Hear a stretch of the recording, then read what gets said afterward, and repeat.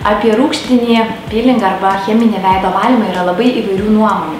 Vieni jį labai giria ir teigia, kad tai yra pati efektyviausia veido valymo procedūra, o kiti priešingai perspėja, kad procedūros metu naudojamos rūgštys gali pridaryti daugiau bėdos negu naudos. Apie tai, kaip yra iš tikrųjų ir ar cheminis valymas gali pakenkti mūsų odai, kalbame su dermatologė Gitana Šabūnienė. Ar cheminis valymas gali pakenkti mūsų odai? Taip, iš tiesų, vienareikšmio atsakymo nėra. Jeigu yra tinkamai parinktos indikacijos, jeigu paciento norai sutampa su tuo, ką gydytojas ar kosmetologas gali pasiūlyti, jeigu pacientas vykdo visus nurodymus, be abejonės tai tikrai yra puikia priemonė.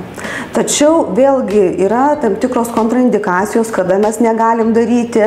Jeigu paciento viltis, lūkesčiai pranoksta tai, ką gali pasiūlyti cheminė eksfoliacija, be abejonės tai galima ir neduoti norimo rezultato ir gali netgi ir pakenkti.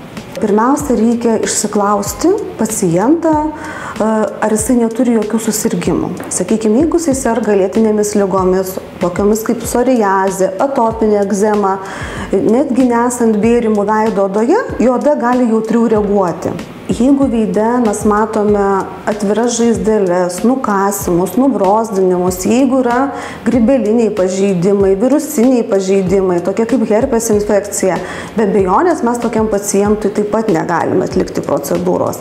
Vėlgi, jeigu jis serga diabetu, mes turėtume pagalvoti, ar mes galime atlikti gilesnę procedūrą, kadangi gali būti odos gijimas nepakankamas. Vėlgi, jeigu mes įvertinsime visus faktorius, manau, ta procedūra bus veiksminga.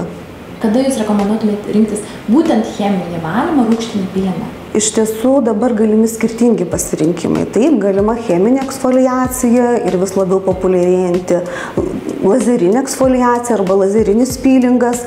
Tai turbūt cheminio pilingo pasirinkimas būtų, jeigu mes norime tai atlikti daugiau odos paviršiuje. Jeigu mes norime giliai atjauninti odą ir giliai nusluoksniuoti, be abejonės lazerinis pilingas jisai būtų saugesnis negu cheminis, nes jisai yra labiau kontroliuojamas. Bet jeigu gydant aknę, jeigu gydant pirmuosius senėjimo požymius, tai be abejonės cheminė eksfoliacija jinai būtų puikia priemonė. Kokiais tikslais galima daryti cheminį valymą? Taip, iš tikrųjų tikslai yra įvairūs, bet turbūt dažniausiai susidurime su aknės pažeista oda, su riebia hiperseborėjinė oda, taip pat su po aknės likusiais odos pažeidimais, tai dėmelės, randeliai. Tai tokia turbūt didžiausia grupė būtų. Taip pat rūgštinę eksfoliaciją galima atlikti ir atjauninimo tikslais. Tai tikslas būtų pašalinti odos pigmentacijos pakitimus atsirandančius su amžiumi, taip pat smulkias raukšlėles, pagerinti odos tonusą, atsinaujinimą odos.